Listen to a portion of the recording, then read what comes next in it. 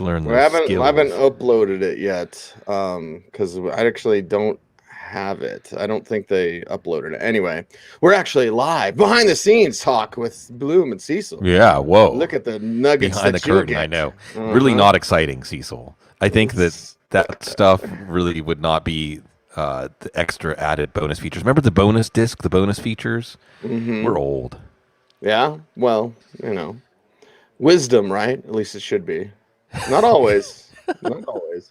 All right, let's do this thing in week 16. 3, 2, and 1.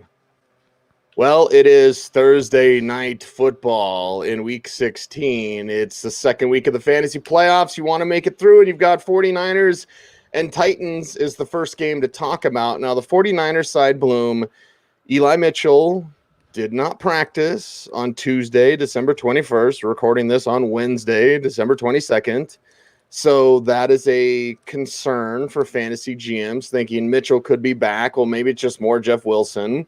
Maybe it's just more Debo, right? I like the idea of that. More Debo, more Brandon Ayuk. Certainly after the last game, Ayuk fantasy GMs are like, Yeah. yeah, we could use that. And then, of course, George Kittle GMs are just sitting on top of the mountain, right? Hmm. Especially with Travis Kelce on the Koof list. We'll get to that later. Spoiler alerts. Doing a full week preview, Bloom, Yes. due to Christmas travel plans. But let's talk about the 49ers. The Mitchell thing is the one murky situation. Yeah, for fantasy, that's the unknown. This is a really fascinating game for a Thursday night in week 16, a 3 week sprint. Both of these teams, San Francisco and Tennessee, can make some noise in the playoffs. Both of them need this win. Now, Tennessee's probably okay because they have Houston left. A little smaller margin of error for San Francisco. For fantasy, as you said, it's Mitchell or no Mitchell. I think if it's Mitchell, we probably assume that Mitchell gets most of the work, but Wilson's looking better. I don't know if Mitchell is an automatic start. Tennessee's defense has been playing pretty spirited football lately. They weren't the reason that they lost to the Steelers. So Wilson, if no Mitchell, if Mitchell, probably no San Francisco running back. Like you said, Ayuk risky with Debo Samuel running more routes, more involved in the passing game. Now Debo is more of a boom bust proposition. It's there with Jimmy Garoppolo playing well. But again, with that Tennessee defense spirited, Garoppolo more of a quarterback to super flex this week, not so much a streamer. So if you're a Minnesota fan, if you're a New Orleans fan, if you're a Philadelphia fan, a lot of 7-7 teams are going to be cheering on Tennessee against San Francisco. And this game sees between teams that kind of try to do things the same way.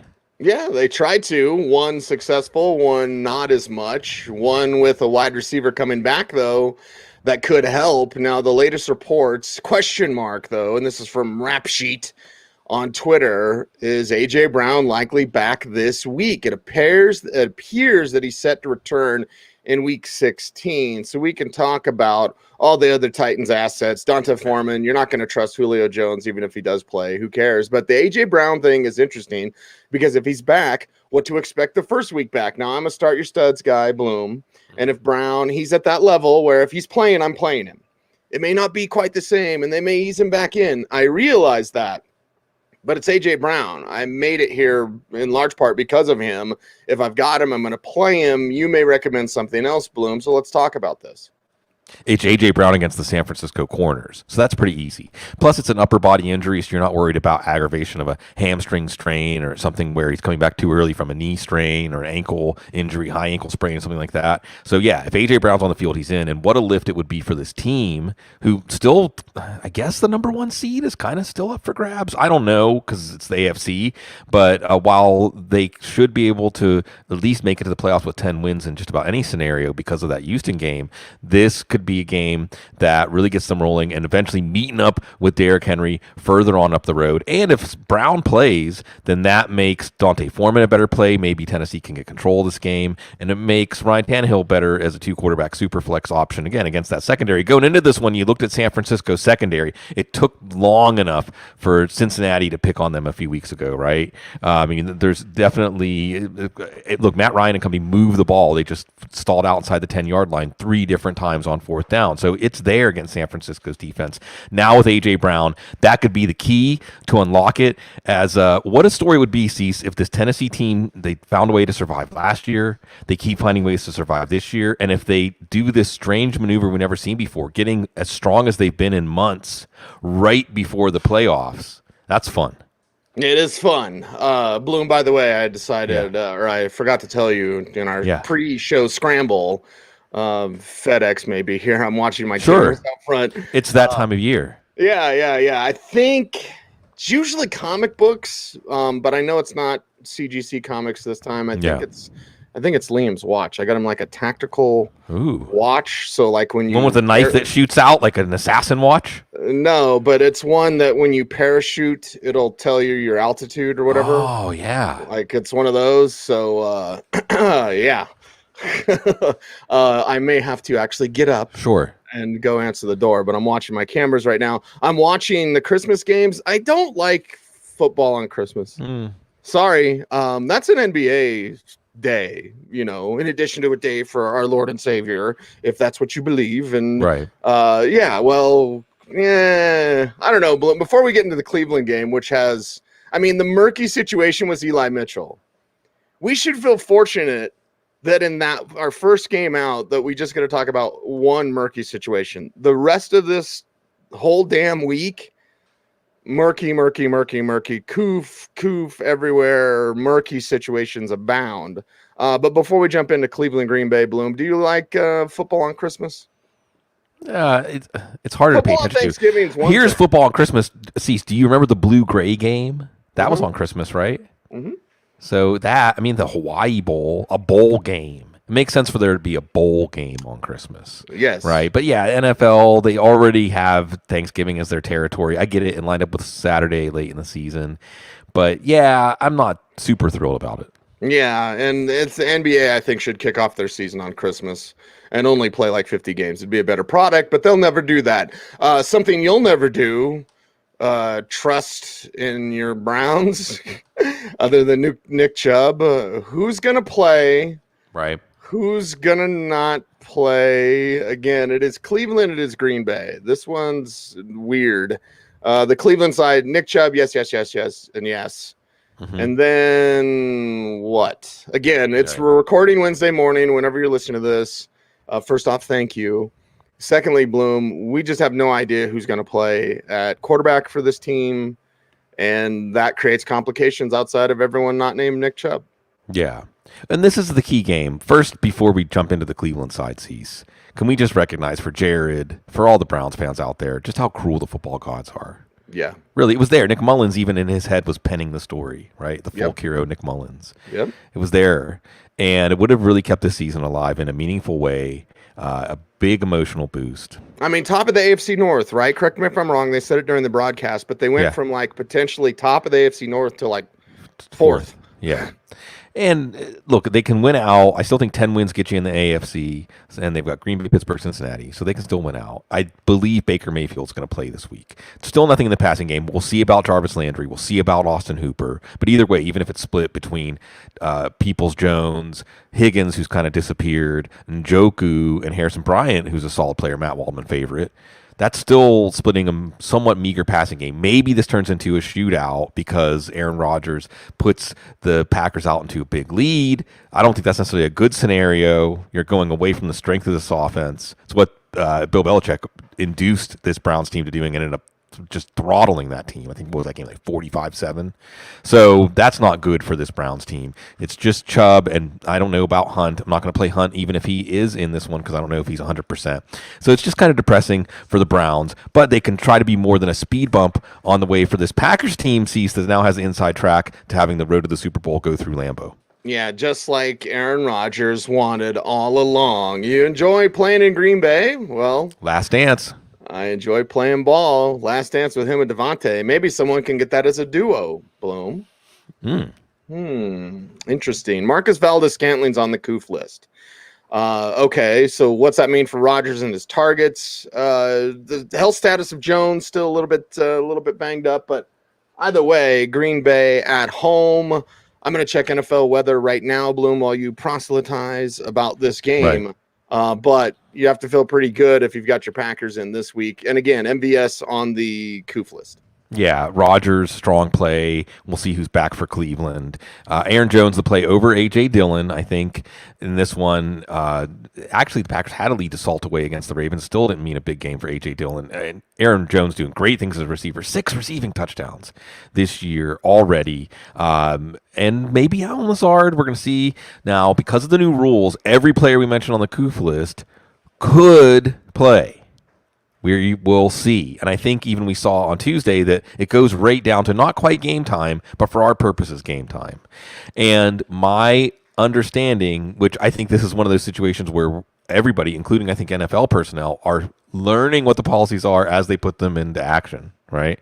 I believe that for the most part, if a player ends up on the COOF list, they either were unvaccinated, not good for time to return, or symptomatic, not great for time to return. But it also, I believe, was Ross Tucker saying there were some also random patches of random testing, right? So it's possible a player could be asymptomatic and end up on the COOF list because of random testing. Either way, we're going to calculate these situations with and without these players in the picture. Without Marcus Valdes-Scantling, Allen Lazard is a good play. He had 2 end zone targets that were just off. The chemistry was just a little off between him and Rodgers, which is a rare thing. And just the preponderance of targets that are not Adams targets going to him sounds really good for fantasy. If Valdes-Scantling is in, then both of them are kind of coin flips. And we'll see. What a story. You know, sees the biggest story of the offseason, Aaron Rodgers, right? Biggest story of the offseason. Yeah. Biggest. And then it feels like a lifetime ago. But now we're coming back. Just like the Titans meeting up with Derrick Henry. You know, we're meeting up with this Aaron Rodgers last dance story, and it's a good one. It is a great one. Bloom, I don't think we use the word preponderance enough. Yeah, because you said it, and I got chills. I was like, wow. The preponderance of the evidence, legal standard. Yeah. You know, once you go through law school, your brain becomes overly ornate about expressing things. People suffer it with me. By the way, Lambeau 34 and overcast, 9-mile-an-hour winds. So sounds like Lambeau. Yeah, sounds like Lambeau, and actually sounds like a good day for Lambeau. So let's move on, shall we? And of course, well, one Christmas game isn't enough. So the NFL's like, let's give you 2, and it could have been better, right? You think initially Colts in Arizona, you're like, oh my God, you know, the Super Bowl preview, right, Bloom? Like, and how many of those are we going to get this week? Not many. But you think now you're like, well, what's wrong with Arizona? We'll get to the Arizona side to be sure. The Colts side becomes complicated, Bloom, because you have to think, well, are they just going to give Jonathan Taylor 29 carries again? Are they just going to use him and Nyheim Hines in the backfield at the same time? What truly is there for your Michael Pittmans or Jack Doyles or whoever's out there catching passes from Carson Wentz? So I'm going to look forward to this game, even though it's a Christmas game, Bloom, and I sound like a hypocrite now that I say look forward to it. But like this could be a really good game. It could be a lot of fun once VJ got off his sleeve for this Colts offense. And what do the Colts do instead of just running it down their throat? Run it down their throat more? Yeah. This is the 2019 San Francisco 49ers when they were going through the playoffs and Garoppolo was throwing the ball like 12 times. Mm-hmm. I mean, it's just that simple, right? Jonathan Taylor. There's no reason to go away from this. And with Wentz, you subject yourself to great volatility. He could make inspired plays, improvisational plays. He can also just destroy you with terrible decisions or trying to do too much. So minimize Wentz. The only reason Wentz would not be minimized, the passing game would not be minimized, is if Kyler Murray in the Arizona offense does well. But Kyler Murray in the Arizona offense did not look good last week against Detroit. And Indy is one of those good against bad offenses, bad against good defenses. And I don't know that Arizona's a good offense right now. So I think they're going to be able to sit back and get Taylor the 29 carries, 31 carries. They just had a bye. Why wouldn't you seriously give him 30 carries a game? That's not hyperbole, Cease. It really isn't. And I don't care if it's 3rd and 7, sometimes I might give it to him, you know, depending on where I'm at on the field, because you can just see that he's bringing more kinetic energy than any other running back in the game right now. And defenses can't handle him. I mean, they cannot bottle that up. Michael Pittman has been kind of bottled up by Carson Wentz in a way, and himself getting in a fight. So he's just a boom bust play. He works out if Kyler Murray works out. But see, the story here is Arizona is a team that we saw as a Super Bowl favorite maybe a month ago before Kyler Murray got hurt. And now, because it was both sides of the ball against Detroit that had breakdowns. Now, you could say maybe they just took Detroit lightly, but they're also missing DeAndre Hopkins. And that's a pretty important thing for a quarterback like Kyler Murray, who doesn't just have this steady process, that isn't part of this scheme that puts defenses at a disadvantage. This team, Cecil, Arizona, has faded the last few years. Cliff Kingsbury, also not exactly a quarterback, a coach that we trust. And this is going to be really interesting. So as I go on, Arizona is a team that it sure seems like are in the middle of yet another late season fade in the Murray-Kingsbury experience. And the last time we saw the Colts, they were going up against a Patriots team that found a way to scrap and win at Buffalo to show that maybe they were a team to take seriously in the AFC. And what did the Colts do to the Patriots? Cecil, Lammey, as you are about to rejoin us. Cecil, what did the Colts do to the Patriots? What did the Colts do to those feared Patriots? They put them in a headlock. They gave them noogies, They took your manhood, Coach Klein. They did. They sure did. And this was a Patriots team that had won, 7 straight? So what are they going to do to a Cardinals team that is limping into this game? Their pride certainly hurt. And without DeAndre Hopkins, wondering what's going to work on offense if you can only put up 12 against the Lions. Right. And what did we learn without DeAndre Hopkins? Well, Christian Kirk's going to get 9 catches. A.J. Green's not going to do as much. I did kind of bring a tear to my eye yesterday, Bloom, on the Newswire when I was writing about Larry Fitzgerald, just like, I'm a radio guy now, like he doesn't have the urge to play.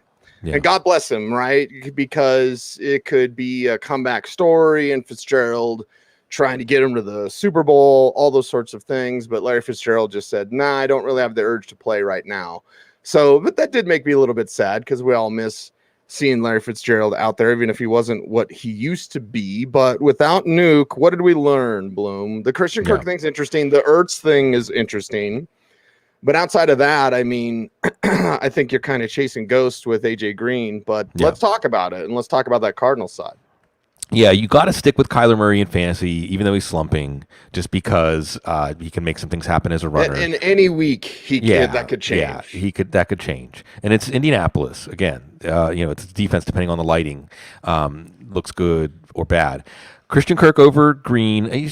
A.J. Green, you saw a breakdown in the chemistry. Kyler Murray basically showing him that he thought the interception was his fault, a crucial interception in that game.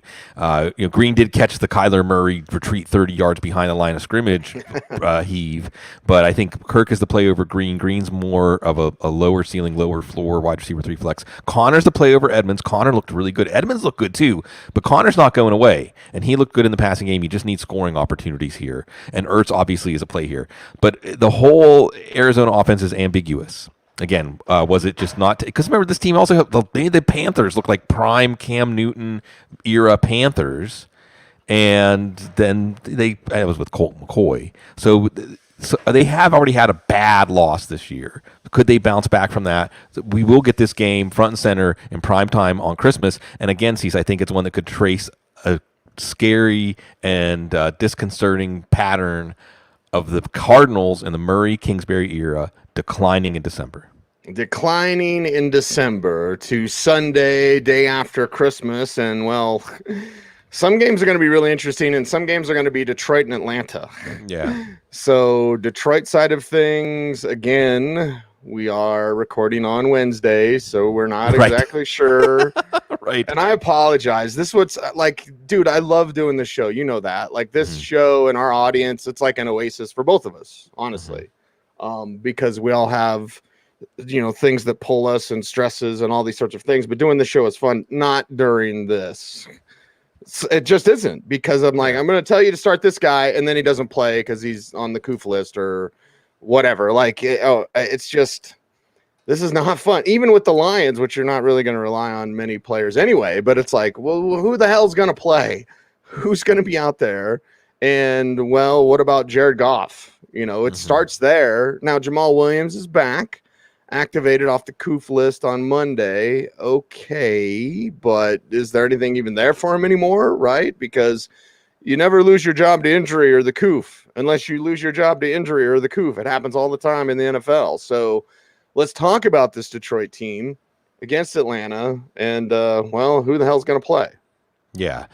Talking about this Detroit team, it's one of the more fun stories for a bad team to watch because you get so much out of this team. Dan Campbell gets so much out of this team. Let's give more wins. They got a taste for wins now. It doesn't matter if they pick in the top 5, wherever. They're going to be picking in the top 5. Look, I know Aiden Hutchinson staying in Michigan would be great, but let's get some more W's. But it's complicated for fantasies you laid out, Cease. If Jared Goff plays, we're going with Amon-Ra St. Brown. It's Atlanta.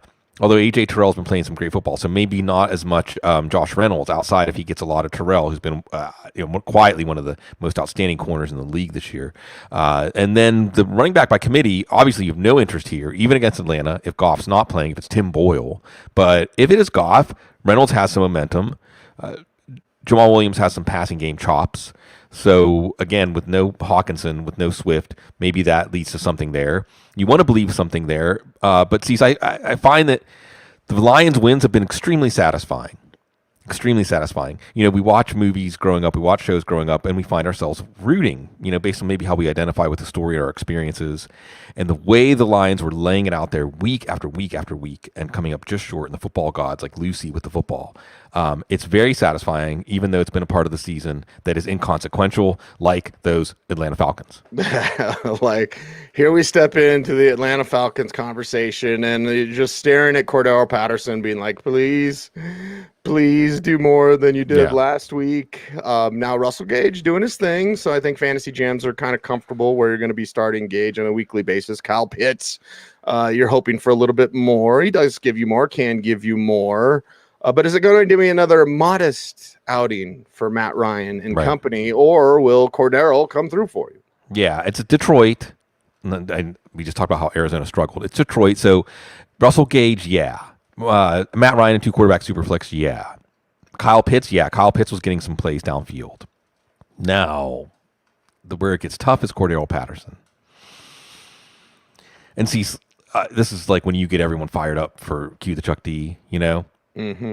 I know that this has been a depressing year. I know this has been a depressing season. I know that this is seemingly senseless, right? Whoever wins the fantasy football championship this year, it's senseless because it's seemingly so random right now, right? But it doesn't matter. This is the environment we're in. And just like the offensive coordinator or the play caller saying what the play is going to be, the quarterback delivering the play in the huddle, you're going to set your lineup, right? I mean, you're going to think, what's going to work, right? One play. This is your one play, your one lineup. Doesn't just feel right to call Cordero Patterson's number, right? I mean, I'm going into battle with Cordero Patterson. The 2021 Cordero Patterson is someone I want to go into battle with. He did have a touchdown wiped off the board last week against Arizona. Still, they bottled him up. But if you're on the fence, I know he's not getting the passing down work, the passing game work that we saw earlier in the year, but I want to go down or hoist the trophy or make one step closer to it with Cordero Patterson in my lineup. I want Cordell Patterson in my lineup, and I want to watch and have the popcorn ready for Baltimore and Cincinnati. That is our next game that we're going to talk about. And the Baltimore side, well, okay. Snoop the Loop, right? Let's talk about him. Or Lamar. I'm trying to find the practice status here. Maybe on the field, according to John Harbaugh. And now this is Wednesday morning, and Harbaugh said on Monday that he's hopeful that Jackson can practice on Wednesday. Well, with the way that Tyler Huntley's played, you could be like, well, Lamar, you're not quite there. Now this one's on the road. It's in Cincinnati. But you have to respect what they've done no matter who the quarterback is in. Now, we've also seen a back and forth, Bloom. We've seen a lot of Mandrews, but we've seen, is it a Rashad Bateman week? It is a Marquise Brown week. Is it both? That's a question mark there as well. But we'll be watching the Lamar Jackson situation closely to see how his week of practice goes. And if not, just roll with Snoop, man. Yeah. Right, Snoop. We'll talk about the decision. First, this is a big game. It's kind of the AFC North Championship. Not really. I mean, based on the standings it is, but these teams still have to take care of business. So we could easily see a team win this game and still miss the playoffs. We could see a team lose this game and still win the division. So it's a lot on the line, but at the same time, it's the NFL. It's week to week, life and death. Is it Jackson or Huntley? Okay. you and I both know, Cease, if there's any way John Harbaugh can talk himself into putting Lamar Jackson on the field, he will. Right? Yes.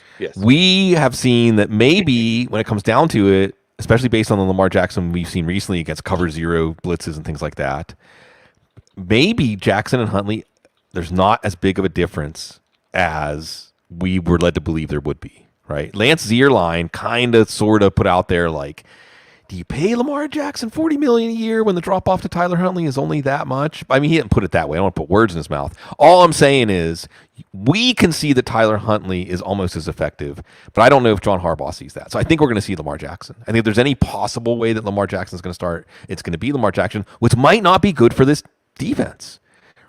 I mean, this offense, because the defense, Cincinnati defense sacked him 5 times in the first matchup. They frustrated him. They have his number. A lot of teams have his number this year. So I almost, from a fantasy standpoint, want Tyler Huntley to be starting if I have Marquise Brown. If I have Mark Andrews, he's a league winner with Tyler Huntley. Maybe not Rashad Bateman, who had that one good game. And we're losing faith in Devontae Freeman. But this all comes down to the Jackson and Huntley decision. And again, like let's say I have Huntley and Jackson on my roster because I want to cover my bases. I'm almost hoping that Jackson's inactive. I feel better starting Huntley this week than Jackson, unless we see Jackson get full practices in. And I don't think that's going to happen because he wasn't even in the walkthroughs last week. So I expect, I'm not saying it's the right thing, Cease, but I do expect Lamar Jackson to play. Well, we talk about rational coaching. Do you know what would be really rational? Yeah. Play both. Well, if you actually have the self-scouting to know where Lamar Jackson's strengths are, that's the thing. I'd put Jackson in as the gadget guy. Well, I was going to say Jackson is the guy who at the pre-snap is a split out wide receiver and pre-snap motions into the backfield. Maybe see, this is the kind of thing like is the NFL ready for this? Maybe you have plays where it's not clear who the ball is going to be snapped to. Right. No, I think it'd be awesome. I think it'd be incredible. I think Greg Roman would have smoke come out of his ears if he even heard this conversation. Yeah, but if you pulled it off, you'd be a head coach and snap of your fingers. Right. Cincinnati side, I don't think Joe Mixon's going to play. I don't think that's been made clear yet because they're trying to hem-haw on it. But the first kind of report or indication after the Broncos game is that Mixon could miss a few weeks. Yeah. Now, it's an ankle. I don't think it's a high ankle. Bloom, let me know if you've heard anything differently. They say he's going to be limited, but Zach Taylor is encouraged about his status for Week 16. Yeah. Get Samaje Perine ready with Chris Evans, not Captain America, but Chris Evans as a change of pace back. Sure. Tyler Boyd did something last week. Is he going to do something this week? Right. It's one of those like Rashad Penny type things, and I like Tyler Boyd a hell of a lot more than Rashad Penny. But did y'all learn your lesson? Seriously, I don't want to gloat, but like, did y'all learn your lesson? I got Rashad Penny, yay! You got squat, you got Yosemite Sam, and 6 pence. But either way, now Boyd, I like Boyd a hell of a lot more than I like Penny, which is weird, Bloom, because San Diego State. But either way. I'm not going to trust Boyd again. You're going to look to Jamar Chase and Higgins and CJ Uzomah. And, well, I don't think Joe Mixon's going to play. Yeah, I don't think so either. And this could be something where the Bengals and Zach Taylor luck into the game plan they need because of the Mixon injury. Because Samaje Perine is not a guy you're going to try to give 20 or 25 carries. You're not going to go in thinking that's how we win, like you do with Joe Mixon. Like Joe Mixon has actually delivered this year. So that's good. That's good because the Ravens secondary is a mess. Absolute mess right now. Last week, they kind of took away Devontae Adams, taking their chances with Allen Lazard and Marcus Valdes-Scantling. But this week, we take away Jamar Chase so we can take our chances with T. Higgins and Tyler Boyd. That doesn't sound good. Those aren't players that are necessarily unreliable or otherwise don't come through in a way that you choose the game to hinge on plays where they're involved. So if we go back to last year's Cease and we have Burrow with the ball 45 times, target each one of these receivers 10 times. Hey, I mean, this is going to be something, there's nobody in the Ravens secondary that is going to be able to check any of these guys. Boyd's route running, Chase at the catch point, Higgins at the catch point, Higgins down the sidelines. So this could be a massive game. And maybe even CJ Uzomah, who had a big game the first time out against Baltimore. So let's see if the Bengals do the right thing. If they do, then people who are depending on the Bengals passing game will be very happy after Week 16, and Bengals fans will be very happy after Week 16. And yes, P. Ryan's like, what at least a what the heck flex, because he's actually the passing down running back. So if they go full passing game, in the end, it could be better for him. It could be. It could be better for the Denver Broncos if Von Miller doesn't hurt Russell Wilson. Last night, Wilson getting sacked. One Vaughn, one Donald, one Floyd, I think. I was like, just take it easy on him, Vaughn. Please, Hammer, don't hurt him. For next year, anyway, LA Rams and Minnesota Vikings. That's the next game we're going to talk about. And the LA Rams side of things, well, kind of the same lesson of Rashad Penny. Did you learn your lesson about Odell Beckham Jr. yet? It's the fantasy playoffs. What in the world are you doing? Everything's Cooper Kupp. It's a Cooper Kupp world. We're just living in it. Sony Michel coming up big with that 92 yards and catching a couple of passes in that win over Seattle yesterday. Matthew Stafford with a couple in 244 on the road in the comfy confines of US Bank Stadium in Minnesota, Bloom. You're expecting a little more output from the Rams offense, more than just a bunch of Cooper Kupp. Right. And like you said, it's more simple now. The Rams having quite a change of fortune now, seemingly ready to pass the Cardinals, have at least a home game, and maybe increase their chances of going deeper in the playoffs. We got our answer on Sony Michel over Darrell Henderson. It is indeed Michel, and I don't expect that to change. I would set our lineups like we expect a similar split than what we saw against Seattle. And like you said, you're not trusting anyone except Cooper Kupp. And now Minnesota secondary, it could be a shootout. Maybe if Minnesota's offense, maybe if Adam Thielen's back, it could be a shootout. Maybe that lifts Van Jefferson or Odell Beckham as a what-the-heck flex, but that's about it. And really, it's just a question of whether we're going to see a team be able to take away Cooper Kupp. It would be a great project this year, Cease, to go back and watch every single Cooper Kupp snap. Because I'm sure somewhere in there are teams like trying to add resources to take him away. And I suppose he and Stafford are just finding ways to defy that. It's certainly been a truly historic performance. 53% out of the 200 teams, I think it's the Footballguys Players Championship, Cease. Out of the 200 teams that advanced, 53% had Cooper Kupp every day. Lots up for grabs in this game, as Minnesota's one of those 7-7 teams that could be dangerous if they can make it into the NFC playoffs. Yeah, and you know what Cooper Kupp's performance reminds me of? Remember when Steve Smith used to get triple teamed? Right. Chicago did that. The Rex Grossman Super Bowl year. Seattle tried that, and it's like you can't stop him when he's triple teamed. What we're watching is very, very rare instant, obviously, and fun to watch. Just fun to watch. Minnesota side, less fun, talking about Kirk Cousins and company, but it can be fun. There's ways they can be fun. Yeah. Of course, Dalvin Cook, Justin Jefferson, those guys are fun. Adam Thielen, we're going to watch his practice status. Of course, he missed last week. KJ Osborne didn't really come through with much of anything. 3 for 21. So we'll watch the Thielen thing. You'll go to Jefferson. You'll go to Cook. And outside of that, who else could you trust, Bloom? Yeah, that's it, right? Jefferson. And it doesn't matter if he sees a lot of Jalen Ramsey. Justin Jefferson's fantastic. Dalvin Cook. And that's it. Adam Thielen, if he's back, I suppose. I want to see him get a full practice in. I don't want to be one of those things. You would say Thielen is like a what the heck flex or flex? Well, here's the thing, Cease. If Thielen comes in with just like a limited practice or no practice, they're going to let him test it before the game. We have enough experience to know that Adam Thielen could like tap out in the first quarter, right? Mm-hmm. I mean, if you let him, if it's up to him, he can put himself on the field too early and it can be disastrous. We've already seen that happen recently, I think, with a hamstring.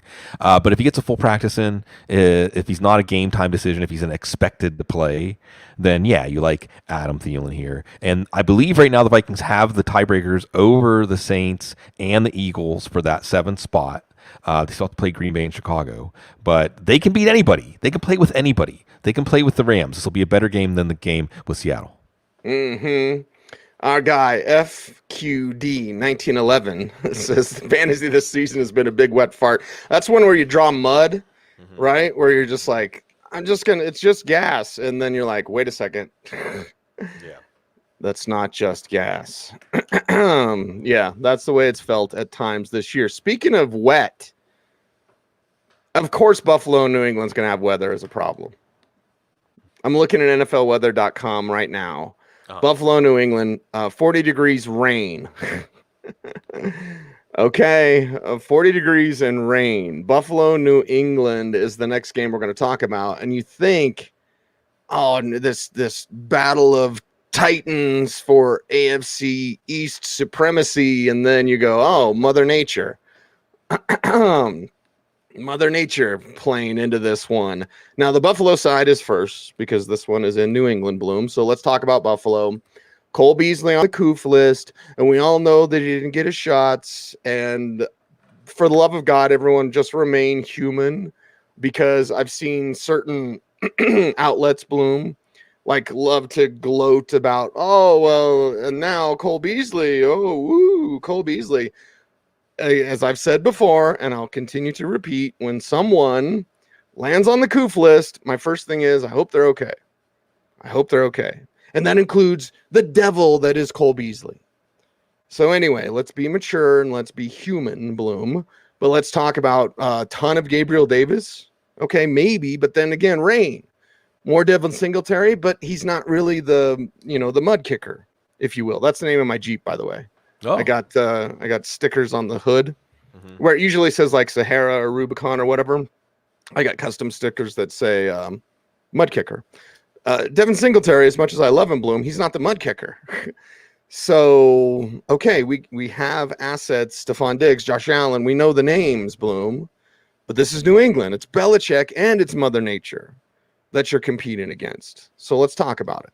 Yeah, look, in terrible, terrible conditions, whatever the conditions are, they won't be nearly as bad as they were when these teams met a few weeks ago. Josh Allen was this close to having a pretty decent fantasy game and doing more than enough to decisively win the game. Now, not having Cole Beasley doesn't help. Not having Emmanuel Sanders, there's a chance, but even if Sanders plays, I don't think you're going to see an impactful Sanders.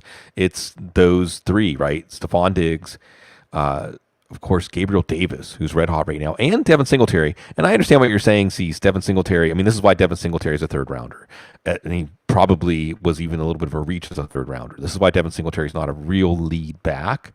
But when you spread the field the way the Bills do, and you give the defense, first and foremost, Josh Allen to think about, Devin Singletary is going to give you everything he's got. I mean, he's at this point using him. They need to establish the run. They need to show some credibility in having some balance in their offense. Run with Josh Allen under center. Devin Singletary can break some long runs. So I think they're going to continue to establish the run here. And Devin Singletary is going to be a good play this week. And I think that Buffalo, I mean, how many more moral victories do they need, right? The Tampa Bay game. They did handle business okay against Carolina. They do have Atlanta and the Jets left. So even if they lose this game, they should be able to get into the playoffs. But if they win this game, I think it's going to continue that building of confidence that this can still be Buffalo's season. And as we talk about, Cease, the more struggle a team has during the regular season sometimes can pay off, like the Tampa Bay Buccaneers last year, than a team that coasts through the regular season. There's nothing like that. By the way, my metaphor, Cease, Action Park. The wave pool, like the wave pool in New Jersey, where like some kids actually drown, look it up, Class Action Park. That's been fantasy football. Wasn't there like a documentary on it? Yeah, Class Action Park. Yep, Action Park. Yeah. That's been fantasy football this year. Sometimes it's fun. Sometimes you wonder if you made a bad decision. You made a real bad decision. The New England side, is game script going to dictate your Ramondre Stevenson usage again? You have a bunch of different ways it could go. Mac Jones could throw it 10 times, 5 times, right? What's the number? And against Buffalo, we know Belichick's going to have a scheme for their defense drawn up. But from fantasy, what can we mine from that? Not much. Especially in the rain. Yeah. Dead ends here. Look, even if Damon Harris doesn't play, as we saw last week with Ramondre Stevenson, if Buffalo gets ahead of New England, like Indy got ahead of New England, then Stevenson's worthless. Receiver-wise, Nelson Aguilar has a head injury. Kendrick Bourne on the COOF list. That does siphon targets to Jacoby Myers. He could be okay as a PPR play in this one, but it also could just be miserable. Harrison Phillips says, hey, we get ahead of Mac Jones early and the game relies on him. For all the Mac Jones love, and I wasn't the most positive Mac Jones person before the draft, and I'll say I was wrong about him, but I also think that I wasn't wrong about where the weakness is when he has to create on his own or otherwise has to make plays outside of structure, gets flushed from the pocket. That's when bad things can happen. Or otherwise is a player that has to feel like the game is on his shoulders. He needs his support structure to be helping him. N'Keal Harry also with a head injury last week. So that's the other thing is you have a shorthanded passing game, a cold quarterback. The Bills, I think, have the advantage here, and it would be another pull rabbit out of the hat if the Patriots can win this one. Well, and I argued with a couple of my co-hosts yesterday on the Fan, Bloom, on our Fan War Room season stretch special, because everyone going on, the Broncos took Pat Surtain instead of Mac Jones. Mac Jones wouldn't fit here. Mac Jones would fit in New Orleans. Mac Jones would fit in New England. If he went to any other team, he wouldn't be playing. And it's not like he's lighting up the world. He is a quality young quarterback. Plenty to work on, Bloom, but he's a system-specific guy. The secret is most of them are. Right. But him especially. So you couldn't be like, if the Broncos only had Mac Jones, yeah, he'd be worse than he is now. And now he's an average kid working his way up. Again, not lighting the league on fire, showing some good things. But he's, that's why he ran across, almost like tackled Goodell running across, because he goes to New England. That's the thing. It's fit. It's fit. For the love of God, it is fit. And then it's Trevor Lawrence.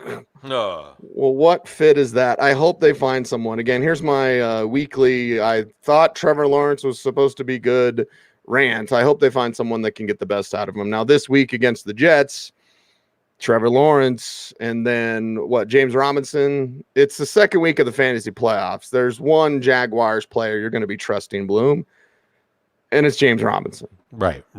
And that makes sense. That's the one thing that makes sense. You normally would be looking ahead to the playoff schedule, right? Oh, the Jets. We want to play players against the Jets. Who's going to play the Jets? Oh, the Jags. Laquan Treadwell, James O'Shaughnessy as desperation plays, I suppose. Not Trevor Lawrence. Again, the Urban Meyer fog being lifted didn't really help Trevor Lawrence, like you said. See, it's a big decision for this organization. And this organization in line right now to have the number one pick, which, again, maybe this year, maybe I should have been feeling this way all along, Cease, but this year, as Detroit gets punished for winning, I really think, can we have some sort of lottery for the top pick among the top 5 or top 7 or something, so that it isn't just this perverse thing where it's good if the Jags lose to the Jets, right? Fans express this all the time. I don't know whether to root for my team to win or lose at the end of the season. That's perverse. You should always be rooting for your team to win. That's what it is, to be a fan of your team. And now Jags fans root for them to lose, and I guess a fitting twist. But if the Jets can lose, if the Jets can just lose to the Jags, maybe they can have the number one pick at the end of the season. All right, now more Koof list talk, because even Robert Saleh has tested positive for Koof. And then Michael Carter, I'm looking at a list of players. 14 Jets on the Koof list. Cornerback Michael Carter, wide receiver Elijah Moore, Elijah Vera Tucker, Fotukasi, Franklin Myers, Hardy, Nazaruddin, Neesman, Smith, Cashman, Dawkins, cornerback Lamar X. Jackson, smart Vincent Smith, all on the Koof list. Robert Saleh is tested positive. This is where we're at. Looks like Ryan Griffin unlikely to play. Just reading over the news wire for the Jets. So again, Bloom, Wednesday morning, but 14 plus players and their head coach all on the Koof list. Yeah, and the Jets have had a few rousing wins this year. And there also is a story here that, hey, players that otherwise aren't getting opportunities are going to get an opportunity to show what they can do. Usually a last week of the season thing. Maybe the Koof list does that. Zach Wilson trying to change his story. Whew. That's one you want to do over for. That's one Right. you want to mulligan. And then you're not playing anybody. Michael Carter didn't do much when he came back last week. He didn't end up on the COOF list yet. It's defensive back. It's the other Michael Carter. Yes. Yeah. But there's nobody in the passing game. We're looking to hear, can Denzel Mims even get on the field? Put him on their teams, please. Can we just see what he can do? So again, we would look down. Who's playing the Jags? We want to play players against the Jags. Who's the Jags opponent week 16? Oh, it's the Jets. Oh man. And then we go back to back. Well, I mean, maybe not stinker on the Giants side, right? But it's Giants and Eagles, the next game that we're going to talk about. And the Giants side is, how bad do you have to be to get benched for a guy that does car commercials? Jake from State Farm. From State Farm. Although Jake from State Farm looks like he works out or like played football. Something like that. You're like, hey, maybe the Giants could use him at quarterback. Either way, it's just not there. Does quarterback even matter? Does it even matter, Bloom? Yeah, right. For Giants fantasy assets this week. Yeah, another team where it's just like nihilism, basically. Like just you believe in nothing if you believe in the Giants. In a real pathetic display, Joe Judge saying, we're going to wait until later in the week to say who the starting quarterback is. Now, either you don't know, which is really sad, or you know when you think you have an advantage by doing the it's going to be Jake Fromm. No, it's going to be Mike Lennon. No, it's going to be Jake Fromm. That's where the Giants are right now. And I guess that means you have permission to bench Saquon Barkley. I mean, maybe he'll come through with an 80-yard touchdown. And I get it, just like I was saying, warms my heart to play Cordell Patterson. If you're like, hey, ride or die with Barkley if you somehow survived him being one of your early picks. Devontae Booker looks almost as good as Barkley right now, which is sad. And whoever the new GM for the Giants is going to have a decision on what to do with Saquon Barkley's contract situation. Again, mistakes, mulligans, do-overs. Philadelphia, they kind of had a do-over during the season, and now they run the ball, and now they're winning. Do you want some bad news or do you want some bad news? Okay. Talking to someone, let's just say in the know, I don't think Joe Judge is going to lose his job. Well, of course not. How does he get hired in the first place, right? I mean, that wasn't a Dave Gettleman hire. Incompetence. Well, but that's not a Dave Gettleman hire. Like at the time that they hired Joe Judge, Gettleman, I think everybody was wondering whether he was going to survive, right? I don't think that's a Joe Gettleman hire. And it kind of comes back to Matt Waldman's rant about the private jet and the sauna, these decisions that seem, another Patriots way guy. Well, haven't we learned yet that the Patriots way doesn't work until you have wins, until you have credibility? You can't just come in and be a jerk to everybody and have it work. But Joe Judge, I think, is going to illustrate that. So I think you're probably right. We got to do the Eagles side. Yeah, exactly. That's more exciting because you have now with more Miles Sanders. You have, of course, now with Jordan Howard back. So here's what they're going to do. Run the hell out of the ball, set up a deep shot or two for Devontae Smith, and then call it good and call it a day and probably win this one pretty easily, Bloom. You would hope. You would hope. So how do you manage that from a fantasy perspective? Yeah. Part of the 7-7 cluster for one playoff spot, Cease, and between New Orleans, Minnesota, and Philly, they all look like potentially dangerous teams in the playoffs. Miles Sanders is hot, even though he hasn't scored a touchdown yet this year.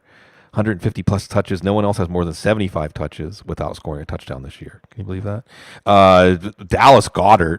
I just keep going back to Gulliver Cease. It's like they need to throw ropes around him or something. The rodeo, right? Teach him some rodeo techniques because he's loose and he is running roughshod through defenses. It makes it not as exciting to play Devontae Smith, but it could be there for Devontae Smith. It is definitely there for Jalen Hurts. So here's fantasy karma for you. If you saw through it, if you trusted Jalen Hurts for fantasy, even though there was all kinds of different mixed signals from the organization, even going through the season, and if you continue to trust him in week 15, you're moving on thanks to Jalen Hurts. And I don't know why you would put him on the bench now, and I don't know why the Eagles would move away from this model. They have an extra first-round pick. It's official now, Cease. Official. They get the Indy first-round pick. And they have a quarterback, and they have a lot of things going for them, maybe surging towards a wild card. They have a formula that's working. Jordan Howard's even what the heck flex here. I think in the second half, if they open up a lead, as they should, against Jake Glennon, Howard gets the carries to put the game away. So it works. It's straightforward. See, I see people bemoaning that there's less passing. I think the football's been getting better in December. Yeah, of course, of course. Well, for true football fans, Bloom, I'm going to trip your memory. Okay. Rodeo star tight end Fresno State. Do you remember? Oh, We talked to him at the Shrine game. Bear, what the hell was his name? Pasco. Bear Pasco. Yeah. Yeah. See, that's it. Dallas Goedert's better than Bear Pasco. Yeah. Yeah, that's right. Okay. Rodeo. Dallas Goedert is the Travis Kelce of Bear Pascos. Very good. I like that. Let's sort of corral up the Tom Brady talk as Tampa Bay and Carolina is the next game that we're going to talk about. And, well, he's abusing Microsoft Surface tablets and getting shut out. Only the second quarterback to ever get shut out with his team 10-point favorites. The other quarterback, some guy named Joe Montana. Both on their second teams, by the way. But now with more Ronald Jones. Okay, more Ronald Jones. All right. More Ronald Jones means what for this Tampa team looking for their way without Chris Godwin? We don't know yet the status of Mike Evans, although he could be playing. Right. And I got to watch out for my LAR and my CAR. I'm always like triple checking now. It is CAR against Carolina. What do you think for Tom Brady and company? It's a good thing Gene's the doctor. If you're writing the prescription cease, you might put someone in the hospital. So Tampa, and we'll save the Microsoft Surface talk for the Monday night game. Okay, because I've been wearing the Saints hat all week. If people haven't noticed, I think it's deserving. It's Tom Brady and Antonio Brown. Brown might have 11 for 150 and 2 touchdowns this week. Would that surprise anybody? I don't think he's going to see Stephon Gilmore. I think we're going to see Gilmore maybe on Gronk, maybe on Evans. Evans may or may not play. And there really isn't anyone else you're going to play anyway. Tyler Johnson might get those slot snaps, hasn't come through. And then Ronald Jones. And I think Ronald Jones is just a classic fresh legs guy. A lot of these backup running backs coming in, I saw a stat, I can't remember it off the top of my head, but I think 3 out of the 4 running backs have the most broken tackles last week were all backup running backs that are getting more action now. And that's Ronald Jones. Ronald Jones still looks like a specimen out there, and he runs angry. I think that Carolina is going to have their hands full. If they had their hands full with Devin Singletary last week, Tampa should recover. Tampa gets a humbling, just like the Saints gave them last year. They won the Super Bowl. So maybe everything is still on track. Maybe everything is on track. And with Carolina, is Sam Darnold on track? Gotta hope not. Man. Yeah. See, it's the Russ and nesting dolls that like you take them the doll off and then you end up back where you started. Right? It's like the Cam Newton doll opens up into the Teddy Bridgewater. It's the Sam Darnold. It's a Russian Cam Newton doll that someone hit a turd in. Well, yeah, exactly. Wash your hands. Maybe if you are going to look, Cam Newton is a boom buster quarterback 2 flex. He scored a rushing touchdown in every game he's played, 5 in a row. So there's maybe something there. It's Tampa Bay, so he's gonna have to wing it. There'll be turnovers, but there could be some production. Amir Abdullah over Chuba Hubbard because it's Tampa, because it's gonna be more passing game mode, which again makes me think we may see PJ Walker after the 4th Cam Newton turnover in this game. I don't know. DJ Moore, Cam Newton isn't exactly stretching the field with his passing game. PJ Walker isn't exactly either. DJ Moore, it depends on how he's a wide receiver 3 flex, sure, but I think we're fooling ourselves if we think he's going to help us win leagues. Robbie Anderson's had a few explosive plays, but it's similar there. Carolina, it's just depressing. Cease turd. This team, David Tepper, Matt Rule, a few years in, it doesn't seem like they've made any progress. Doesn't seem like they've done much. And it seems like the Chargers could be surging at the right time. And, of course, face an opponent in Houston that they should be able to beat up on quite easily. But we're watching Austin Eckler not on the Koof list, but on the Koof list. But not, but is. But might be, but isn't. But Justin Jackson, but no. But little Joshua Kelly, how about no? Right. Again, complications. Too many questions. To quote Jim Carrey as the Riddler. Too many questions with this Chargers team. Well, mainly just about Austin Eckler, Bloom. Let's talk about it. Yeah. You got to play Eckler, although he's probably going to be capped at 15, 18 touches. That's why you like Justin Jackson. And if the Chargers take care of business. So here's your test, Brandon Staley. Here's your test, Chargers. You just have to beat teams that you're better than. And you're going to go to the playoffs. And then you have Justin Herbert. And in any one-game scenario, Justin Herbert gives you the knockout punch. I mean, he can just sometimes be that good in a game and decide that game. He sure seems like someone that I would love to see in playoff NFL surroundings. You just got to take care of business. If you take care of business, that will mean Justin Jackson could get some work in the second half. Maybe Larry Roundtree, like you said, Cease, with Kelly fumbling at the goal line, part of the failure last week. That should be it. That should be curtains for him. Mike Williams getting the targets, not the production last week. It's Houston. I'm going to go down with the ship with Mike Williams, probably knowing the upside, knowing that I get Justin Herbert in my lineup. Jared Cook with Donald Parham and his serious head injury. If you need to just pick someone up off the waiver wire, why not Jared Cook? Again, it's the matchup. It's ideal conditions for football indoors or with the roof open. Justin Herbert. And like I said, even Justin Jackson, I like it. I want this offense to click against Houston. I want them to take care of business so that we can all exhale and feel a little better about the possibility of seeing this Chargers team start to exercise the demons from previous Chargers teams, that team memory, and create a new chapter with Justin Herbert, maybe even one that ends up in their home stadium in the Super Bowl. Maybe. How about the Houston Texans side? Brandon Cooks? Okay. Yeah. And that's it, right? Literally and. That's it. Next. I mean, Davis Mills, right? There's a good story here that Davis Mills was a third-round pick, and he can be a starter going into 2022, and he can be somebody that gives the Texans flexibility with that top 5 pick they're going to have, and otherwise, so good pick there. Good on you. I want to say, Cease, I saw something that Nick Caserio is in the headset on game days. And somebody said, well, he was in the headset in New England too, but it was clarified. This is all Florio. This is all PFT stuff. Okay, so take it with a grain of salt. Right. But he said, but Caserio was in the headset in New England, but he was there to listen. In Houston, he's talking.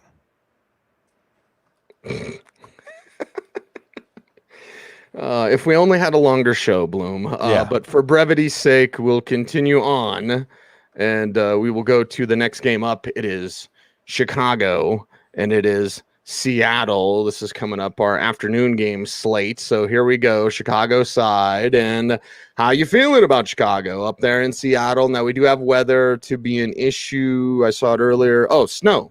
Okay. 32 degrees and snow in Seattle. How's that affect what Chicago wants to do with their weapons like a David Montgomery?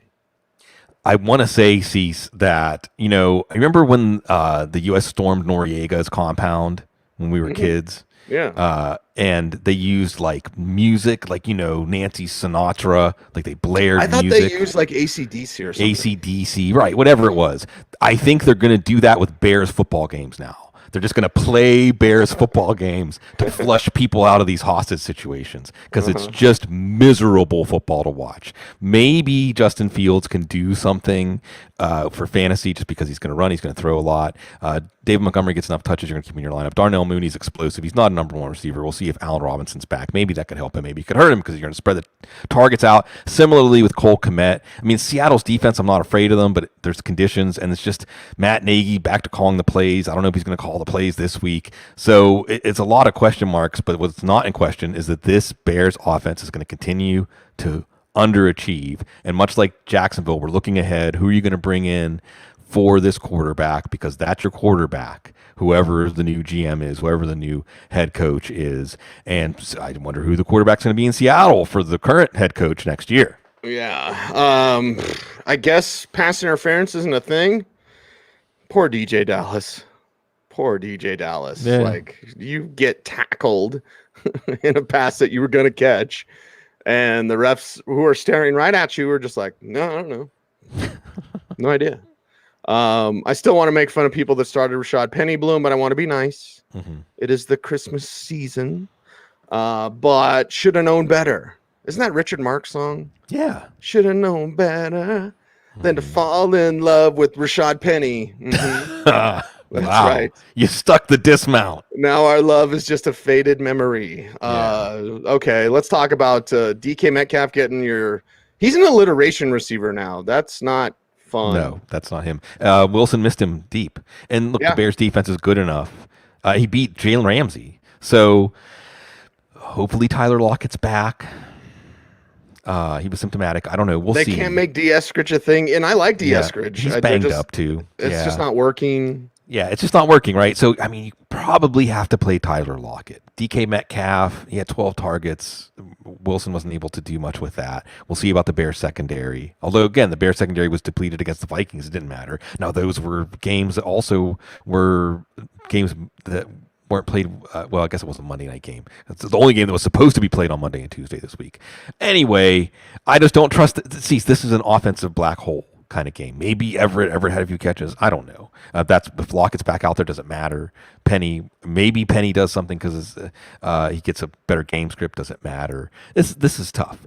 Dreary. Seattle's dreary, and now right now at least they have a football team to match. Yeah, the matching the dreary nature. Waffles wants my hat. I've only worn this twice, Bloom. Yes, you wear it sometimes, but it's usually on my shelf. I get people that always ask, like, what's on your shelf? And I was like, well, there's my great-grandma Juanita's Bible, the Spanish Bible. There's a clip of 556. We have bears, people, and a bunch of comic books, and I think a couple of size and a shuriken up there by my Gravis poster. Ooh. But either way, yeah, just about a month ago, we had 2 cubs in my neighbor's tree for 12 hours. We didn't know where Mama was. So I was like, Ellie, you're going to have to pee in the house because I'm not going to let you outside with Mama Bear roam around somewhere. Either way, let's get back to the action in a game that may be moved. Pittsburgh and Kansas City again. So we're recording this Wednesday morning. They might not play it till next Wednesday or next Tuesday. All right. Pittsburgh and Kansas City. Oh, Ben Roethlisberger, Najee Harris. This one's in Kansas City. And again, I'm not even going to look at NFLweather.com, although I just did, because, well, Bloom, guess what? They could move it anyway. Yeah. So the weather on Sunday's fine. Well, what's the weather on Tuesday? Because this thing could get moved. There's part of me that doesn't want to talk about it because I'm like, well, when the hell are they going to play this thing? Because all the KC, think of your favorite Kansas City player. He's probably on the Coof list. But let's talk about the Steelers side first. Yeah, the Steelers side, Kansas City's defense has been rising to the occasion. Ben Roethlisberger is no Justin Herbert.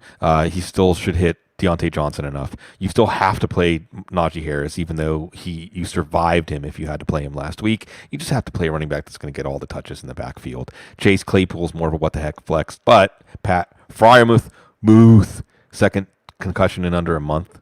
Don't think we're going to see him. So maybe Claypool gets some red zone targets. Maybe Claypool does something a little more compelling what the heck flex. But it is the Kansas City defense. I like the Kansas City defense as the play here. Since I know Kelsey and Hill are on the Coof list, I don't think it matters. Patrick Mahomes against the Steelers sounds bad as a Steelers fan.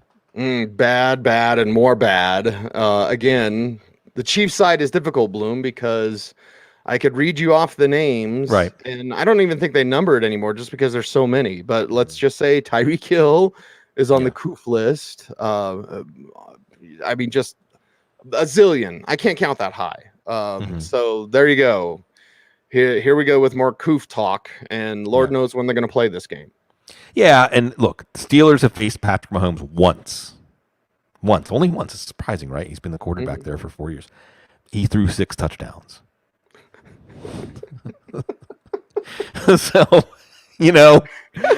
I don't really care who he's throwing to, right? If they do play it on Sunday and it is, McCole Hardman, Demarcus Robinson, Byron Pringle, all good what the heck flexes. Darrell Williams becomes a what the heck flex, right? Devin Bush hasn't exactly become somebody you want covering running backs out of the backfield against a good offense. And we'll see. But I think Patrick Mahomes can handle it. And I think the Steelers' defense and their aggressiveness and the way that they go after. So the one thing that you really don't want to do is loose Patrick Mahomes to play that asymmetrical football outside the pocket. And it seems like that's what the Steelers try to do to opposing quarterbacks by forcing the issue early in the play. And we'll see. Maybe the Steelers will surprise us. They've been the kings of winning ugly this year. Certainly Kansas City's played some ugly games this year, also winning ugly themselves, but it was pretty what Mahomes did down the stretch against them. I also think this could be a good Clyde Edwards-Helaire game. Remember, he had the Steelers' running game has been getting gouged. Foreman had over 100 yards against them last week. So it's the neurotic Steelers fan in me sees, but I see success for Kansas City's offense no matter who's on the field. And no matter what day they play this, or what planet where they play it. Right, or what the rules are. Yeah, it just feels like a different world, Bloom. Denver and Vegas. Okay, it's Drew Lock starting. Watch him throw to Okwuegbunam. Watch him light up the Raiders. I again, maybe I'm going too far down narrative street, but just knowing how these Drew Lock stands are here, not fans, stands. The one thing that'll fuel their fever, their flame, their hunger, fever, flavor, fervor. It's beautiful. Is Drew Lock going ham against the Raiders? I could see it. 303 touchdowns. I could see it. Now he could also have 4 picks and get benched for Brett Rippon. Yeah, all things are possible. So at least it's a little bit exciting because you don't know what's going to happen. But it's not the week to be betting on your Broncos assets unless it's one of the running backs because they'll still use those guys. Yep. You don't think the Raiders are going to run away from them. Okuwebanam has that connection, and even Noah Fant has been doing a little bit more lately. He'll light something under Sutton too. He'll get Sutton, Timmy Pats. Yeah. In deeper leagues, I mean DFS, right? So what you're talking about, that lock scenario, because it's kind of like the Bears making the playoffs last year. See, so it's like again with this perverse scenarios where you don't want Lock to play well. You don't want Lock to reinsert himself into the quarterback picture in Denver. So it would be bad, but it could happen. In a DFS lineup, maybe a Lock Sutton stack. This is an elimination game. Whoever loses this game is almost certainly not going to make the playoffs. Maybe the team that wins this game could make the playoffs if they run the table, which neither of them seem capable of doing. Cease, we can make it not a Broncos show because, well, I mean, sometimes you don't have any more rants left. We're checking in with Broncos head coach Vic Fangio. Vic, how much do you not trust Drew Lock? Every day. Every day. Every day. We don't trust Drew Lock. That's more fun than talking about the Raiders. But I guess we got to talk about the Raiders against the Broncos defense. Holds Cincinnati to 15 points. Blah blah blah blah blah. Right. Okay. Plenty of Hunter Renfrow. I guess. What's the health status of anybody else? Right. Exactly. Yeah. It's not interesting. This is where we are. Jacobs is going to give you 12 PPR points, 14 PPR points. Renfrow looked like a good thing. Had one down week. Probably you go back to him, although he didn't have a big game against Denver the first time. Moreau may be biting into that easy check down target for Renfrow that was going more to Moreau in the win over the Browns. And that's it. The Raiders. I mean, the thing is, the winner of this game is technically still alive, but we know where these teams' season is headed, is going to end up, and it's going to be in the trash. Yeah, and this is where the football gods are cruel because we talk Washington football team against Dallas, and you're like, what if you didn't have to play Garrett Gilbert? Right. So Washington football team side, did I have a dream about Antonio Gibson the other night? I might have. I love him so much. Playing through it, yes, shocking. How many injuries he's playing through this year? Right. Because he technically has a broken stick. Now he's got a toe because a little shin splint thing is actually a broken leg. So he's playing through all these injuries. He's still doing his thing. No McKissick, which means what? More Jarrett Patterson. Mm-hmm. But I'm not relying on my woofed guys. Terry McLaurin, sure. Gibson, sure.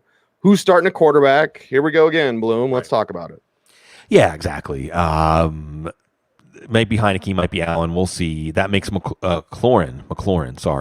I feel bad because McLaurin can still play. They just don't have a quarterback to get the ball to him. And I guess the worry about Gibson is lifted in so much as the team's trust in him. They gave him the goal line carry. The team using him on passing downs. He was in there for 6 catches against Philadelphia. But like you said, now there's a toe issue that he was testing out on the sidelines. Have to think he's going to play against Dallas. But remember, Dallas jumped out to a big lead earlier when they played. Still almost lost the game.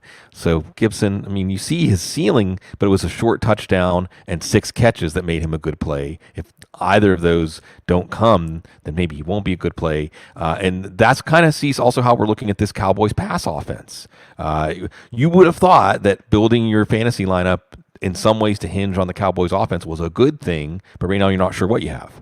Not sure. With Dallas, you're not sure is Amari Cooper going to do anything? or is he going to get blanked? Now you have CeeDee Lamb and Dalton Schultz and Zeke scoring touchdowns. Pollard looking better, but then Pollard's a little bit banged up. So a few questions with Dallas, but a little bit more clarity than some of these other teams have been talking about. Yeah, Washington's defense gave them a little trouble a couple of weeks ago. Dak Prescott's not a clear quarterback one, although he could easily come through. Washington coming in with a short week.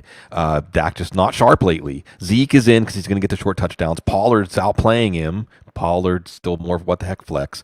Lamb has to be in your lineup. He's graduated. His numbers don't necessarily show it, but he's graduated to being one of the best 5-7 receivers in the league. Mari Cooper, Ian Harditz on the couch this week made a nice case for him at the open of the show. Check it out. Ian's awesome. Probably got to go with Cooper because, especially at home, he brought that up, the home road splits. Every time you think of Amari Cooper having a big game, Cease, it's always in Jerry World, right?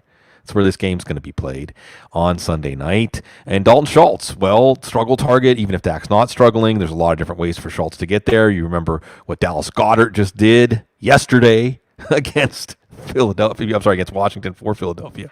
So you have to like Dalton Schultz this week. So maybe we do like the Dallas offense this week after all.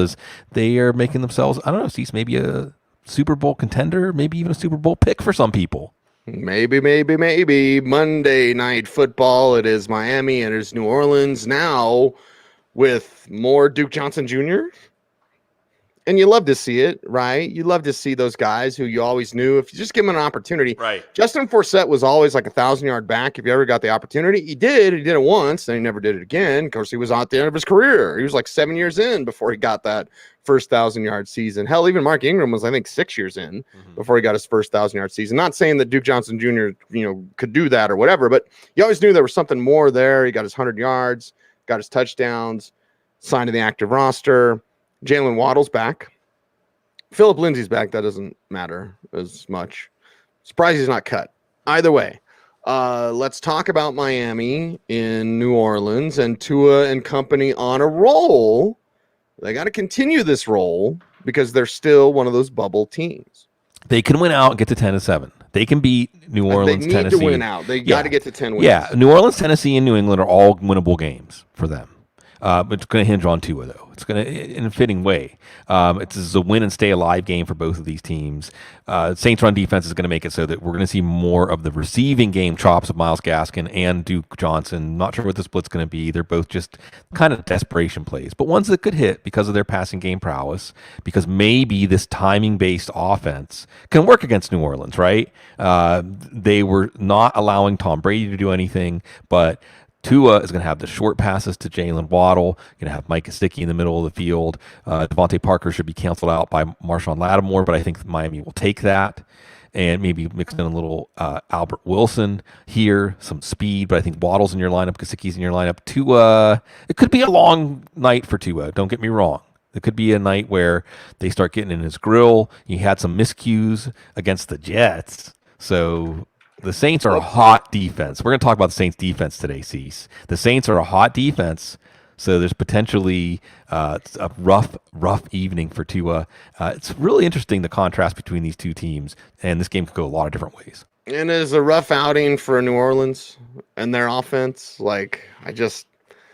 Alvin Kamara, sure. We talked about Marquez Callaway on the waiver wire show. I don't really want to trust that in the second week of the fantasy playoffs. So the New Orleans side used to be fun, Bloom.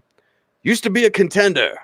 And now it's just kind of Kamara and, I'm not excited about anybody else. You're not. But first of all, I want to say, as I've been wearing the Saints hat all week, again, you brought up the Microsoft Surface earlier. This is like, there's winning the Super Bowl, Cease, and then there's knowing that you own Tom Brady. I mean, because Tom Brady is the foil of the NFL for the last 20 years. There shouldn't be anybody that owns Tom Brady, right? And you can see how much it frustrates him. You can see how it's incomprehensible to him that again and again he has to experience this at the hands of the Saints, and the Saints love it. It was C.D. Deuce's birthday this week, by the way. So, yeah. I'm just going to bask in that as my obligation as a New Orleanian. Miami's defense, cover zero blitzes, right? Miami says, you're going to drop back and pass. Aha, we're going to get you. We're going to hem you in. But then the Saints say, aha, we're not going to drop back and pass, right? I hope that Sean Payton understands this is like the Colin Kaepernick offense. Taysom Hill hits the back of his drop, really just to feign a pass drop, and then take off. Let the Dolphins use their advantage at outside corner, because the Saints are. I saw somebody on Twitter, Cecil, like, oh, don't tell me about who Tom Brady had to throw to against the Saints. The Saints are throwing to guys that were like Amazon delivery drivers. I mean, so the Saints, they don't have anything threatening the passing game. So Xavier Howard, Byron Jones, doesn't matter. Javon Holland coming on the blitz. Well, Taysom Hill can just sneak out the back door and not really sit back there and survey the fields. Will Sean Payton have the realistic look at his offense to say, here's how you blunt the pressure Miami puts on and the ball hawks they have in the secondary? Just don't pass. Just don't even risk that and let your defense carry the night as they did against Tampa. Can we see more Alvin Kamara splitting it 50-50 with Ingram basically as they used to? But Kamara is the one weapon this team has. Get him the ball out in space by design, please. You got to play Kamara even though you survived his week last week. Maybe if you need a Hail Mary, Marcus Callaway seemed to have a connection with Taysom Hill. Taysom Hill, not an advisable play. Because if the defense is good, Taysom Hill doesn't have to get any meaningless garbage time touchdowns, right?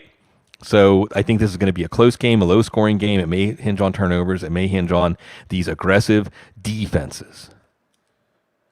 And if you're playing Audible Bingo, Bloom said blunt. So there you go. You win. Yeah, exactly. Wow. And we're not doing what the heck flex. You're on your own. Everybody's a what the heck flex. I was going to be a Scrooge and be a non-participant, Bloom. I was going to protest and say, I'm not participating in what the heck flex this week because it's all what the heck. This whole God blessed season has been what the heck flex. Yeah. So, well, there you go. I just wanted to wrap up and say I hope everyone has a Merry Christmas and a Happy Holidays. Of course, we'll be back on Sunday with the recap show. But just taking the time out to enjoy your time with family and with friends, staying safe, but having fun and counting your blessings. Again, as I've mentioned, I think I mentioned on the show, Bloom, when I gave a shout out to West Metro Fire District, who saved lives and saves houses here in my neighborhood, 3 houses down. We have 3 families that have lost their homes for Christmas. And our neighborhood's coming together and we're rallying around everybody, with Christmas presents and food and shelter and donations. And it's great to see. It's great to see the triumph of the human spirit. So just, keep that in mind. Keep that in mind that every day is a blessing. Everyone in your life that you love is a blessing. Don't let that ever get past you. We get to play in the sandbox. All right. We talk about fantasy football, okay? We don't deal with the stuff that our frontline workers, our firefighters, our policemen and women, our military and armed forces. This might be one of my last Christmases with my son before he's in the Army for whoever knows how long and, is deployed somewhere for Christmas. So, just be thankful, count your blessings, and make sure that you know and that the people around you that you love and care about know that you love and care about them. And if you have any sort of even small beef with anybody, squash it. It's not really worth your time to be petty with things. So perspective, Bloom. Just a little holiday perspective. Yeah, absolutely. I mean, look, there is one of the things I'll remind everybody, and this is something I need to hear as much as anybody else, is doing something kind for somebody. You mentioned the folks on your block that are without a home. Doing something kind for somebody fills you back up with so much more energy. We're so geared in this culture to think about ourselves and put our time into expanding ourselves and what we have. But when you put it into helping somebody else, it actually fills you up with something that's even better than improving your own situation.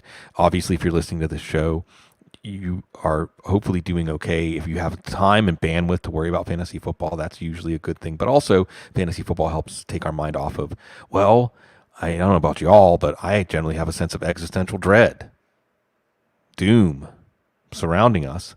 But that's where we come in, we, the individuals, deciding to create light, to create moments of light, like when you help somebody. Some might even call it the presence of God, Cease. Let God become manifest through yourself, through an uplifting moment. And you can always see what's Christmas about, right? If we think back, nostalgia, waking up in the morning, awe, wonder, right? Light and sensations of flavors of Christmas cookies and hot apple cider or hot chocolate and all of this stuff, right? Sensations. Take yourself back to the place of awe and wonder. Whatever it is for you, buy yourself a present, put it under the tree. And obviously, this is something. Even Christmas is the winter festival; it can include everybody. Obviously, I pause, like you said at the beginning of the show. Cecil, like there's also the reason for the season and Christ, and there's a lot in the New Testament for everybody to learn, whether you've accepted Jesus as your Savior or not. And I think that we still every day make that decision whether we're going to bring light into the world or not, and whether we're going to allow ourselves to remember the awe and wonder it is just to be alive and just to have this amazing spaceship that we have, this body, all these senses, all these systems, and let's all hopefully feel like it's pretty neat to be alive, even though we don't necessarily get to decide the backdrop that's going on while we're alive. It's about the light of the world, Bloom. And don't get me started on the Magi. Huh? It's about the magic. Right. There's That's magic right. in That's this right. season. Quick rant. Why do we tell kids that Santa Claus doesn't exist? Because we're saying magic's not real.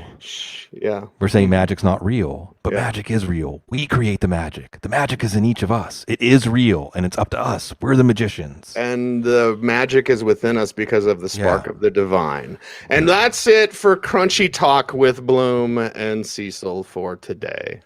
Bloom just gave us a wink. There you go. All right, I got a meeting to get to. Love you all. Appreciate you all. Sigmund, I'm Cecil. Stay tuned. And, WNBC. Okay, everyone out there, stay tuned and stay frosty.